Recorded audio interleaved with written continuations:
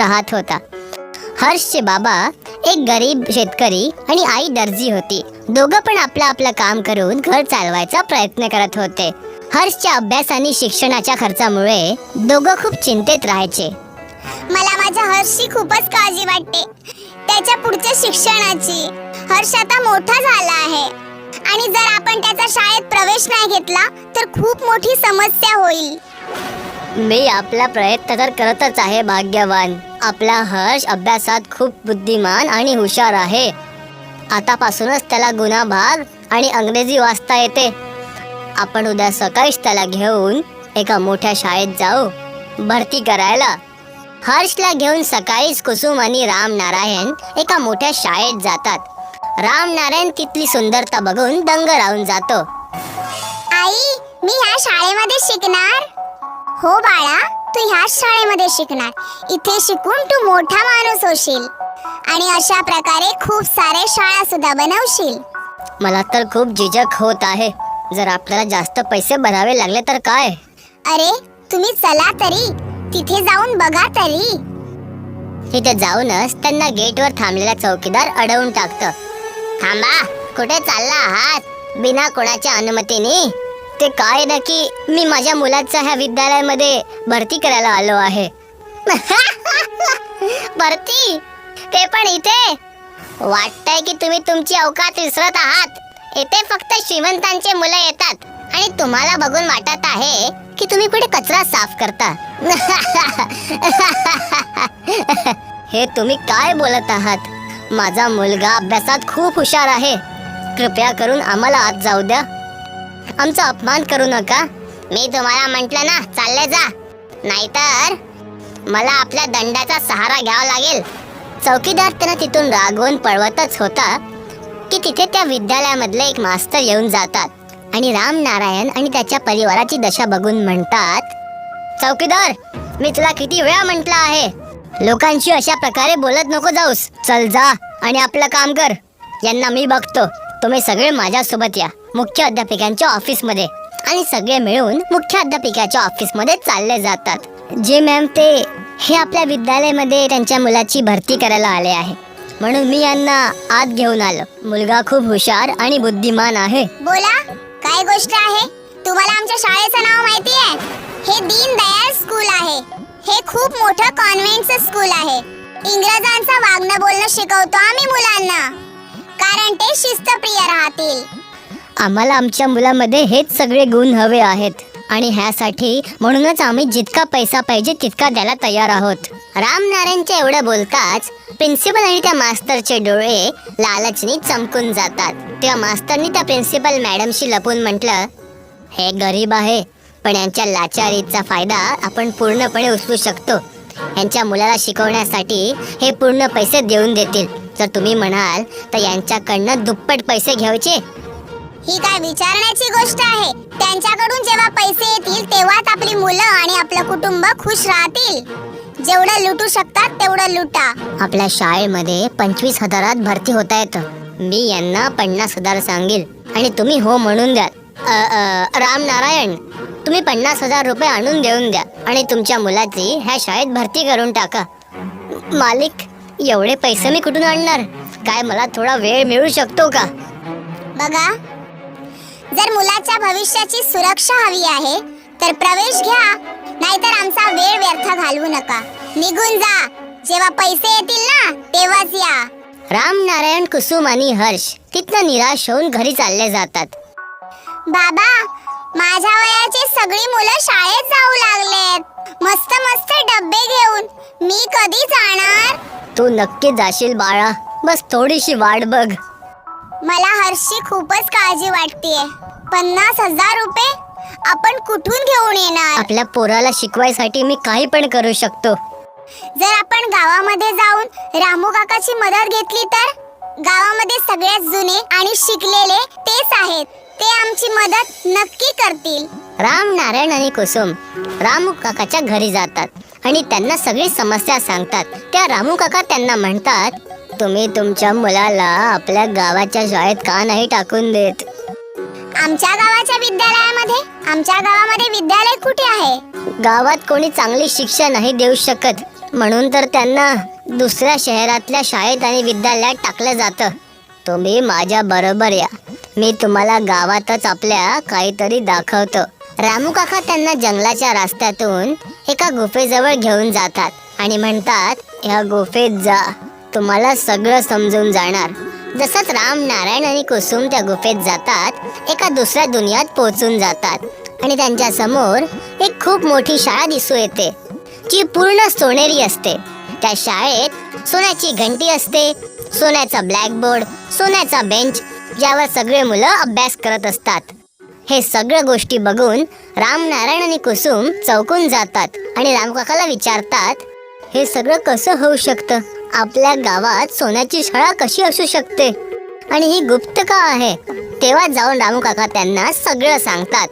फिरंग्यांच्या भीतीमुळे ही शाळा आपल्या पूर्वजांनी इथे बनवली होती, ज्यांनी आपले संस्कार आणि तत्व नाही बदलावे. माझे बाबा ह्या शाळेतले मास्तर होते. एक दिवशी इंग्रजांनी त्यांना पकडून घेतलं. तुम्ही जेवण खेवडीचे लोक आमच्यासारखे स्कूल्स ओपन करत आहात, तुला तर मी सोडणार नाही. पण आम्ही तुमचं काय बिघडवलं आहे? आपल्या मुलांना शिकून तुम्ही आमच्याशी टक्कर घेऊ इच्छिता, हे मी कधीच नाही होऊ देणार. तुम्हाला आमच्याकडनं पाहिजे काय आहे? आम्ही काय करू? पूर्ण नागपूर गावात जेवढं सोनं आहे तुम्ही आम्हाला आणून दे आणि तुझी ही घाणची स्कूल बंद करून इथून चालत जा. मी यांना हे सोनं कधीच नाही देणार. सगळं सोनं घेऊन त्या जंगलातल्या गुफेत लपून टाकेल आणि आपलं वेगळं जग बनवेल. त्यावेळेसपासनं आतापर्यंत आम्ही नागपूर गाववाले ह्या सोन्याच्या शाळेला गुप्तपणे चालवत आहोत. अरे देवा, तर खरी गोष्ट अशी आहे, तुम्ही माझ्या मुलाला सोन्याच्या शाळेमध्ये प्रवेश घेऊन देणार?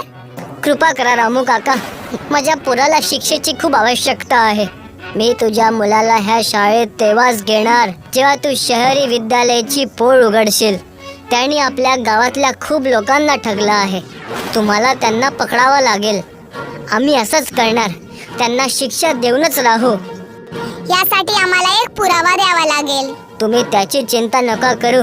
जेवढे पैसे त्यांनी मागितले आहे तेवढे पैसे घेऊन जा. मी मागून पोलिसांना सांगून देईल, तेव्हा त्यांना रंगे हातो आपण पकडून घेऊ. कुसुम आणि राम नारायणनी असंच केलं. ते पैसे घेऊन त्या मागडा शाळेत चालले गेले आणि राम नारायणनी प्रिन्सिपलला म्हटलं, जी हे घ्या तुमचे पैसे, पूर्ण 50,000 रुपये आहेत. हा, घेऊन या. मला आधीच माहिती होतं की तुम्ही तुमच्या मुलाला आमच्या इथेच शिकवणार. अरे एवढा चांगला शाळा तर आहे आणि कुठे सोन्याच्या शाळेत शिकवलं असतं. द्या, मला पैसे द्या. तसंच राम नारायणनी पैसे प्रिन्सिपलला दिले. पैसे हातातून घेतातच त्या खोलीत पोलीसवाले येऊन गेले आणि त्यांना रंगे हात पकडून घेतलं. तुम्हाला आम्ही तुरुंगात चांगली शिक्षा देऊ. मी आणि माझा नवरा दिवस रात्र मेहनत करून, लोकांच्या घरी कामं करून आपल्या मुलाला शिकवू इच्छित होतो, आणि तू आहेस की तुला लाजच नाही वाटत. प्रिन्सिपल आणि मास्तर दोन्ही रंगे हात पकडले गेले आणि अशाच प्रकारे हर्ष आपल्या सोन्याच्या शाळेत आपली शिक्षा पूर्ण करू लागला. हे चतुर्वेदी कुटुंब आहे. या कुटुंबाचे प्रमुख दीनदयाळजी आहेत, जे पेशाने शाळेचे मुख्याध्यापक आहेत. ही त्यांची बायको मीना आणि हा मुलगा धीरज, ज्याचा ट्रकचा धंदा आहे, आणि ही सून पूनम. चतुर्वेदी कुटुंब खूपच प्रसन्न आणि समाधानी कुटुंब आहे. अगं सोनबाई, ये बुद्धिबळ खेळूया. नको बाबा, मी नेहमी हरते. तुम्ही त्यांच्याशी खेळा. हातो तर मीच सुद्धा, पण तरी बाबा आपण खेळूया. नाहीतर जोपर्यंत पराठे होत नाही तोपर्यंत माझ्याकडे काहीच नाहीये. डाव बांधा बाबा. आता कसं? बाप लेक बुद्धिबळ खेळायला बसले. दीनदयाळजी बुद्धिबळात उस्ताद होते आणि काही मिनिटातच त्यांनी धीरजला हरवून टाकलं. तुम्ही एकदाही माझ्या मुलाला जिंकू देत नाही. आम्ही कुठे थांबवलंय त्याला जिंकण्यापासून? जर तुझा मुलगा जिंकण्याच्या लायकीचा असेल तर तो नक्कीच जिंकेल. आता कोणी स्वतः मुद्दाम हरून मुलाला थोडीच जिंकणार का? बाबा, मला तर हारायला सुद्धा मजा येते. तुम्हाला या खेळाशी एवढी आवड आहे, काय बोलायचं. या खेळापेक्षा मला जास्त मुलांना शिकवायची आवड आहे. आणि माझे 10 वाजले आहेत. चला मला निघायला हवं.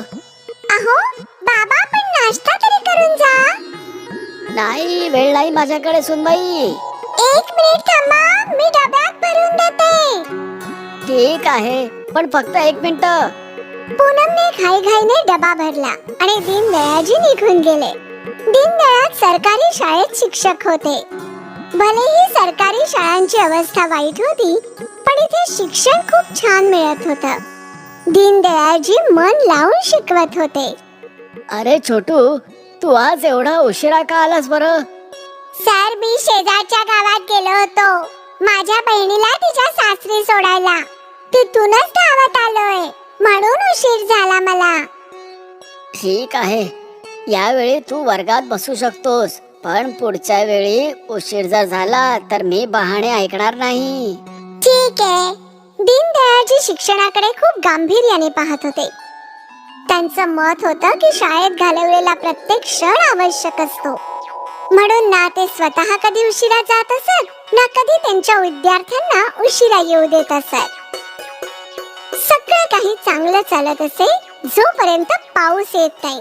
पण पाऊस सुरू होताच वर्ग रिकामा होत असे, कारण सरकारी शाळेचं छप्पर गळत असे आणि छप्पर दुरुस्त व्हावं म्हणून दीनदयाळजी दरवर्षी सरकारी ऑफिसात अर्ज घेऊन जात असत. या दीनदयाळजी, मी विचारच करत होतो की पाऊस सुरू झाला आहे, तुम्ही अजून आलात कसे नाही? काय घेणार, चहा की थंड? तुम्ही फक्त आमच्या शाळेचे छप्पर दुरुस्त करून द्या, बाकी आम्हाला काही नको. त्याचं काय आहे ना दीनदयाळजी, आम्ही तुमचा अर्ज दरवर्षी पुढे पाठवून देतो, पण मंत्रीजी तुमच्या या अर्जाचं फंड सँक्शन करत नाही. आता यात आम्ही काय करू शकतो? मग मी काय करायला हवं? तुम्ही एकदा जाऊन शिक्षण मंत्र्यांना भेटून या, काय सांगावं तुमचं काम होऊन जाईल. ठीक आहे, मग मी हा अर्ज त्यांनाच देतो. दीनदयाळजींनी मंत्र्यांची अपॉइंटमेंट घेतली आणि त्यांना भेटायला गेले. सर, मी सरकारी शाळेचा शिक्षक आहे.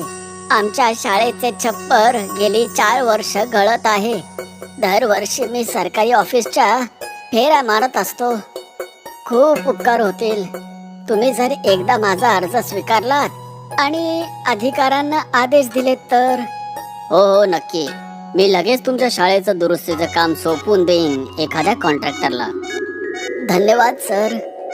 आज दीनदयाळजी खुश होते की लवकरच त्यांच्या शाळेच्या छपराची दुरुस्ती होणार होती. ते जिलेबी घेऊन घरी आले. काय झालं बाबा, आज खुशीत दिसताय तुम्ही? आनंदाची गोष्ट आहे, आज मी शिक्षण मंत्र्यांना भेटून आलो. त्यांनी माझा अर्ज स्वीकारला आहे. आता लवकरच शाळेचे छप्पर दुरुस्त होईल. अरे वा, ही तर खूपच छान गोष्ट आहे. बरे झालं, पुन्हा तुम्ही दिवसभर शाळेत राहिलात तर घरात शांतता राहील. काय? ही बातमी ऐकून अख्खं कुटुंब खुश होतं. सर्वांना माहित होतं की दीनदयाळजींचं शिक्षणावर किती प्रेम आहे. या गोष्टीला काही काळ लोटला, अजूनही काही काम सुरू झालं नव्हतं. म्हणून माहिती काढायला दीनदयाळजी पुन्हा सरकारी ऑफिस मध्ये गेले. काय झालं दीनदयाळजी, आज तुम्ही परत आलात? आम्ही मंत्र्यांना भेटून आलो. ते म्हणाले होते की ते लवकरच शाळेचे दुरुस्तीचे काम एखाद्या कॉन्ट्रॅक्टरला सोपवतील आणि अजून काय काम सुरू झाले नाही. आम्हाला असा कोणताच आदेश आला नाही वरून. मला वाटतं मंत्री साहेबांनी तुमचे बोलणे ऐकले आणि विसरूनही गेले. काय? मी आत्ताच त्यांच्याकडे जाऊन त्यांना आठवण करून देतो. काही फायदा नाही दीनदयाळजी, मंत्री साहेब फॉरेन ट्रिपवर गेले आहेत 1 महिन्यासाठी. 1 महिना? बापरे, तोपर्यंत शाळा बंद ठेवावी लागेल. आणखी काय उपायही नाहीये. दीनदयाळजी उदास झाले. त्यांनी त्यांच्या घरच्यांना सर्व गोष्टी सांगितल्या. आता काय पुढे बाबा? माहित नाही. मला वाटलं होतं लवकर शाळा सुरू होईल, पण आता नाही वाटत. दीनदयाळजींचा उदास चेहरा पाहून धीरज आणि पूनमला खूप वाईट वाटत होतं. त्या दोघांना त्यांची मदत करायची इच्छा होती. बाबा, तुम्ही दुसरीकडे कुठे वर्ग घेऊ शकत नाही का? पण कुठे? एवढी मोठी जागा आहे कुठे या गावात? आपलं घरही एवढं मोठं नाही. धीरज विचार करत होता आणि त्याला ट्रकच्या कंटेनरची आठवण झाली. बाबा, ट्रकच्या कंटेनर मध्ये वर्ग घेतला तर? हे कसं शक्य आहे? तुम्ही ट्रकच्या कंटेनर मध्ये ऑफिसेस पाहिले असतील, मग आत वर्गही भरू शकतो. जोपर्यंत शाळेची दुरुस्ती होत नाही तोपर्यंत मुले शिकू तरी शकतील. हे शक्य आहे का? नक्कीच. दुसऱ्या दिवशी धीरजने त्याचा ट्रक गावात आणला. या ट्रकवर एक कंटेनर होता. धीरजने त्या कंटेनरच्या आत फळा लावला आणि लाईट आणि पंखेही, आणि एकाच दिवसात विशाल ट्रक शाळा तयार झाली. घ्या बाबा, तुमची ट्रकची शाळा तयार आहे. दुसऱ्या दिवसापासून गावातली मुलं ट्रक शाळेत शिकायला येऊ लागली. पावसाचा काहीच त्रास नव्हता. दीनदयाळजी पुन्हा एकदा मुलांना शिकवू लागले आणि त्यांना आनंदात पाहून त्यांचं कुटुंबही खूप खुश होतं. संपूर्ण पावसाळ्यात सरकारी शाळा ट्रक शाळेत भरू लागली. शेवटी पावसाळ्याच्या शेवटी सरकारने सरकारी शाळेच्या दुरुस्तीचं काम सुरू केलं. दीनदयाळजी आनंदात होते की कोणत्याच मुलाचं शिक्षण थांबलं नव्हतं. आशा आहे की पुढल्या वर्षी या गावाला विशाल ट्रक शाळेची गरज भासणार नाही.